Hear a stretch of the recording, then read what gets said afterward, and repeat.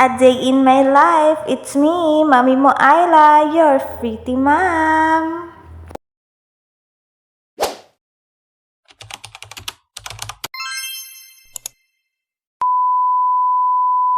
Dumating na nga mga mi ang simpleng regalo ko kay Mister. Tatlo talaga yan mga mi, ang kasing isa bukas pa dadating.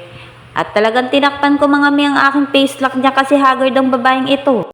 At dito nga mga mi, binabasa talaga ni Diyosawa yan bago niya buksan. Kaya tignan nyo naman ang ngiti. Kasi nga mga mi, alam niya pang motor talaga yan. Hindi pa man din nabubuksan, ang ngiti niya ay grabe naman talaga. Ngayon lang talaga ako mga mi nagregalo ng pangmotor talaga niya mga mi.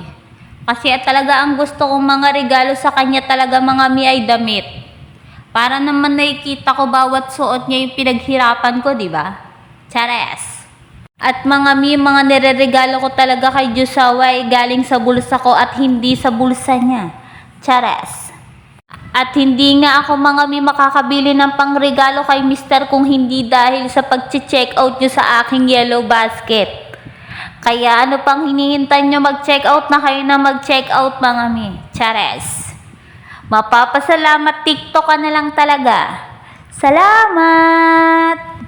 At worth it nga talaga ang pagiging mukhang tanga ko pag nag-affiliate ng mga product sa TikTok mga mi. Tignan nyo naman ang ngiti ni Diyosawa. Ay, sobrang pogi! Charas!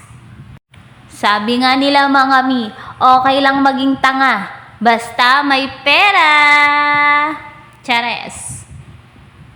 At talagang worth it lahat mga mi. Kasi grabe naman talaga ang ngiti ni Diyosawa.